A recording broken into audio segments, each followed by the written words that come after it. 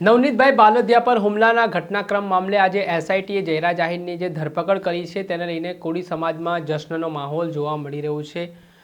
ભાવનગરનો એક વિડીયો સામે આવ્યો છે જેમાં જયરાજ આહિરની ધરપકડ થયા બાદ કોળી સમાજના કેટલાક આગેવાનો ફટાકડા ફોડી રહ્યા છે અને આ હર્ષોલ્લાસ સાથે ખુશી મનાવી રહ્યા છે। આને લઈને મામલો ગરમાયો છે। શું ઘટના છે વિગતે વાત કરીએ। વૈષ્ણવજન તો તેને કહીએ જે પીડ પરાઈ જાનાને રે। નમસ્કાર દર્શક મિત્રો, નવજીવન ન્યૂઝમાં આપનું સ્વાગત છે। હું છું ફૈઝાન। થોડાક દિવસ પહેલા કોળી સમાજના આગેવાન નવનીતભાઈ બાલદિયા પર જે હુમલાનો બનાવ બન્યો હતો તે મામલાને લઈને આજે એસઆઈટી દ્વારા મહત્વનો ઘટસ્ફોટ કર્યો છે અને આ કેસમાં મુખ્ય આરોપીને લઈને જે ઘણા સમયથી સવાલો છે તે કોળી સમાજના લોકો ઉઠાવી રહ્યા હતા। સતત તેઓ આક્ષેપો માયાભાઈ આહિરના પુત્ર જયરાજ આહિર ઉપર લગાવી રહ્યા હતા।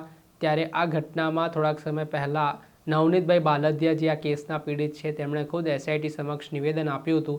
આ નિવેદન દરમિયાન તેમણે 15 જેટલા મુદ્દાઓ છે તે એસઆઈટી સમક્ષ રજૂ કર્યા હતા અને આ દિશામાં તપાસ કરવામાં આવે અને તેમની પાછળ તેમને પર હુમલો કરાવનાર જયરાજ આહિર હોય તેવા આક્ષેપો તેમણે લગાવ્યા હતા, જેને લઈને આ કેસમાં એસઆઈટી દ્વારા એક પુરાવાઓ છે તે મેળવવામાં આવ્યા, અલગ અલગ એંગલથી તપાસ કરવામાં આવી અને આ દરમિયાન કેટલાક જે શંકાસ્પદ આરોપીઓ હતા તેમને સમયાંતરે ઝડપવામાં પણ આવ્યા। ત્યાર પછી આજે એસઆઈટીને જે મહત્ત્વના પુરાવા હાથ લાગ્યા હતા તેના સંદર્ભમાં બપોરે 3 વાગ્યાની આસપાસ જયરાજ આહિરને સમન્સ પાઠવીને પૂછપરછ માટે બોલાવવામાં આવ્યો હતો। ત્યારે સઘન પૂછપરછ જયરાજ આહિરની કરવામાં આવી। 2 કલાક સુધી પૂછપરછ ચાલી અને આ પૂછપરછ બાદ અંતે 5 વાગ્યાની આસપાસ જયરાજ આહિરની ધરપકડ કરવામાં આવી। ત્યારે આને લઈને કોળી સમાજના આગેવાનોની પ્રતિક્રિયા સામે આવી રહી છે। તેઓ એસઆઈટી દ્વારા જે કામગીરી કરવામાં આવી રહી છે તેને લઈને બિરદાવી રહ્યા છે, અભિનંદન તેને લઈને આભાર વ્યક્ત કરી રહ્યા છે।